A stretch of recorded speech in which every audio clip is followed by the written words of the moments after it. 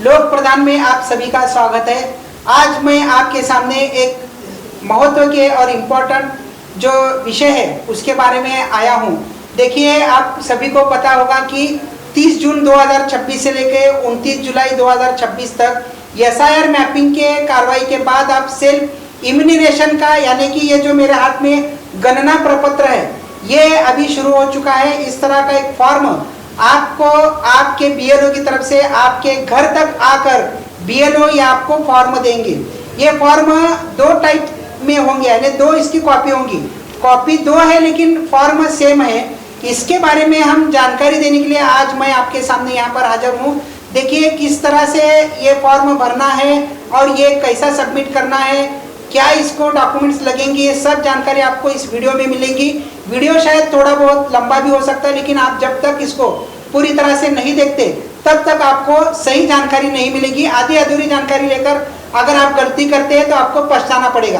पहली बात तो आप समझ लीजिए कि सोलापुर शहर समेत पूरे महाराष्ट्र में जो एसआईआर मैपिंग के बाद सेल्फ इम्यूनिनेशन जो सिस्टम शुरू हो चुका है, उसमें बीएलओ आपके घर पर आने वाले हैं। लेकिन इसको लेकर ढेर सारी अफवाहें सोलापुर में भी फैली हुई है, सोशल मीडिया के माध्यम से भी फैली हुई है।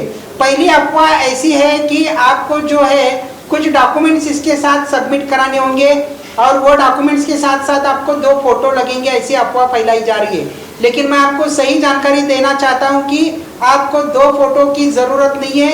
एक फोटो जो आइडेंटिटी साइज के जो है आपको उसकी ज़रूरत होगी, लेकिन वो भी कब ज़रूरत होगी वो भी मैं आपको बताऊंगा। अगर आपके पास फोटो नहीं है तो आपको घबराने की ज़रूरत नहीं है। आपको दूसरा रास्ता भी है, वो भी आपको इस वीडियो के ज़रिए आपको देखने और समझने को मिलेगा। तो चलिए शुरू करता हूं। मैं आपको सबसे पहले बताना चाहूँगा कि बीएलओ आपके घर पर आना शुरू हो चुका है और आपको बीएलओ इस तरह से एक फॉर्म देंगे। अभी देखिए, आप देख सकते हैं, मैं स्क्रीन पर भी बताऊंगा। ये फॉर्म खुद मेरे अपने नाम का है। यहाँ पर इस फॉर्म पर जो है मेरा पूरा नाम है और यहाँ पर मेरा मतदार यादी में जहाँ पर कहीं पे नाम है उसकी पूरी डिटेल्स है।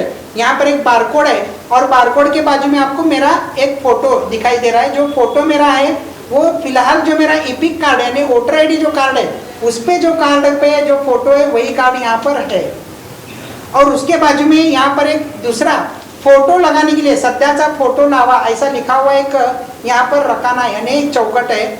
उस चौकट में आपको रिसेंटली एक निकाला हुआ फोटो लगाना जरूरी है।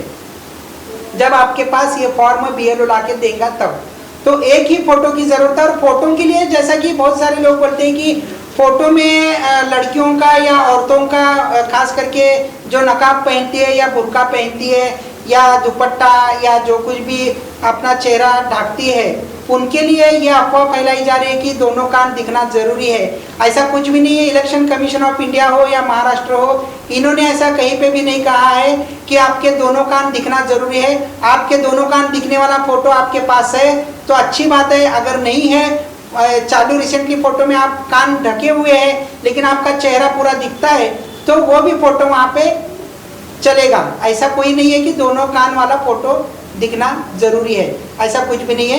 आप अपना फोटो, जो लड़कियां हैं, औरतें हैं, वो कान ढका हुआ भी फोटो अगर आपके पास रिसेंटली निकाला हुआ 15-20 दिन, महीने 2 महीने के पहले वाला, वो भी फोटो आप यहाँ पर चिपका कर ये बीएलओ के पास दे सकते हैं। अभी ये फॉर्म आपको भरना कैसे वो मैं बताऊंगा। देखिए, ये यहाँ पर लेफ्ट और राइट 2 कॉलम है। लेफ्ट राइट कॉलम के बाद यहाँ पर आपका जन्म तारीख, आपके पिताजी का नाम, आपके माताजी का नाम, ये सब डिटेल्स है। ये कॉलम जो है नीचे का सेकंड वाला कॉलम, ये कॉमन है। ये कॉमन फॉर्म आपको सबको भरना है। लेकिन लेफ्ट और राइट में जो फॉर्म है, जो कॉलम है, वो कब भरना है। देखिए, जो लेफ्ट वाला जो रखाना है, जो चौकट है, उसमें कब भरना है, जबकि मेरा नाम 2002 के वोटर लिस्ट में अगर इससे पहले आया हुआ था तभी ये भरना है।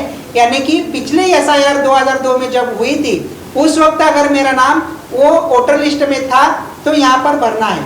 अगर मेरा वोटर लिस्ट में नाम 2002 के यादी में नाम नहीं था, मैं 2002 के बाद वोटर लिस्ट में नाम डाल चुका हूँ, तो आपको ये फॉर्म भरना है, ये चौकट भरना है। ये नहीं भरना है, ये खाली रखना है, इसको छोड़ देना और यहाँ पर भरना है। अब यहाँ पर क्या भरना है, तो आपके माता का नाम, पिता का नाम ये भरना है, जिसका आपके पिताजी का नाम जो पिछले एसआईआर में था 2002 के एसआईआर में, उनकी मालूमात यहाँ पर भरना है।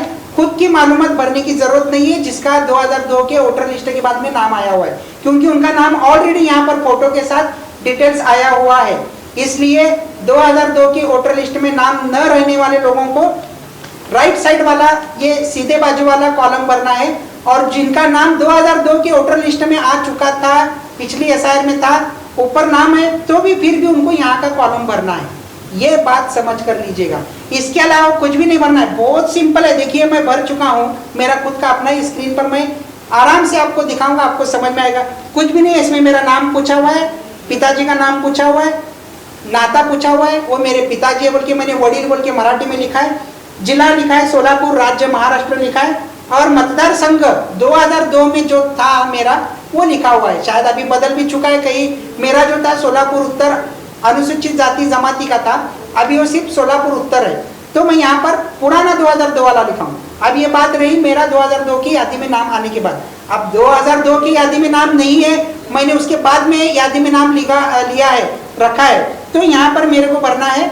वो मेरे पिताजी का नाम पूछ रहा है यहाँ पर, जो 2002 की एसआईआर की यादी में नाम था वो, और यहाँ पर उनका वोटर आईडी नंबर, नातेवाईक का नाम, नाता यानी वडील बोल के लिखना है, जिला लिखना है, राज्य लिखना है, और उनका लिखना है यहाँ पर जो मतदार संघ क्रमांक था, यादी भाग क्रमांक था, और उसमें का सीरियल नंबर था, पार्ट नंबर।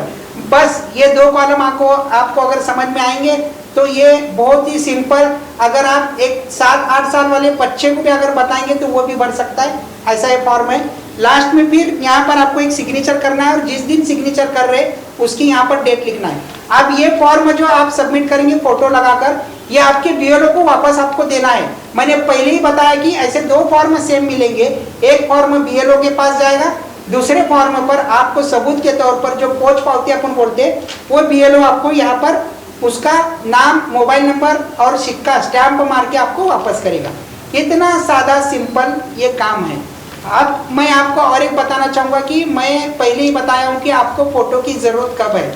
जैसा कि ये फॉर्म आपके पास आता है ऑफलाइन, तो आपको फोटो की ज़रूरत है, लेकिन यही काम आप लोग जो है ऑनलाइन भी कर सकते हैं। देखिए डिजिटल ज़माना है, सोशल मीडिया है, हर एक के पास एंड्रॉयड मोबाइल है, कंप्यूटर है, इंटरनेट है, तो ये बीएलओ आपके घर आए या ना आए उसका राह मत देखिएगा, कुछ दिन तक राह देखिएगा, 8-10 दिन और बाकी है। यानी अभी तकरीबन आज 3 तारीख 4 तारीख अगर समझ के चलेंगे तो 29 जुलाई यानी 25 दिन अभी तक बाकी है, तो और एक 8-10 दिन आपके पास बीएलओ आता है क्या नहीं देखिए, या खुद ब खुद आप ऑनलाइन भी भर सकते हैं। Election commission of India ECI.government.in की वेबसाइट पर जाकर आप सेल्फ इम्यूनरेशन बोलकर वहां पर एक ऑप्शन आएगा, वहां पर जाकर आप आपका ईपिक आईडी नंबर डालकर, मोबाइल नंबर डालकर, ओटीपी आने के बाद ओटीपी वेरीफाई करके आप जब ये फॉर्म भरेंगे तो सेम ऐसा ही फॉर्म आपका डिटेल्स ऑलरेडी वहां पर नाम आया हुआ होगा। वहां पर आपको सिर्फ और सिर्फ आपके पिताजी का नाम एडिट करना है, डालना है, और उसके बाद आपको अपना ऑनलाइन फोटो यानी आपके मोबाइल में अगर फोटो होगा वो फोटो भी वहां पर आइडेंटिटी साइज वाला लोड करना है। वहां पर क्रॉप करने का साइज का भी आपको एक ऑप्शन आता है, आप वहां पर फोटो लोड करने के बाद जब सक्सेसफुल का बटन दबाते हैं तो आपको एक मैसेज मिलेगा जिसके जरिए बताया जाएगा कि आप ये फॉर्म सबमिट सक्सेसफुली कर चुके हैं। ये दो काम आपको करना होता है, उसमें से कोई भी एक काम ऑफलाइन या ऑनलाइन आप कर सकते हैं। अगर कुछ भी आपको जरूरत पड़े, आपको कुछ अगर संदेह हो, आपको कुछ गलत लगता है या आपको कुछ और भी जानकारी चाहिए तो आप अपने बीएलओ से संपर्क कर सकते हैं, या आपको कुछ जरूरत हमारे पास से पड़ेगी तो आप हमारे कमेंट के माध्यम से हमसे संपर्क कर सकते हैं। और लोक प्रदान का ये जो हमने आपको लोक प्रदान के जरिए ये जो बताया है, या आप ये वीडियो, ये जो लिंक है ये यूट्यूब की चैनल की, या आप अपने दोस्तों को अपने सभी ग्रुप पर भी शेयर करें, ताकि सिर्फ सोलापुर नहीं बल्कि अपने जहाँ कहीं भी मेहमान, रिश्तेदार, दोस्त अहबाब रहते हैं उनके तक ये सही जानकारी पहुँच सके। यही रुकता हूँ और देखते रहिएगा लोक प्रदान न्यूज़ चैनल सोलापुर।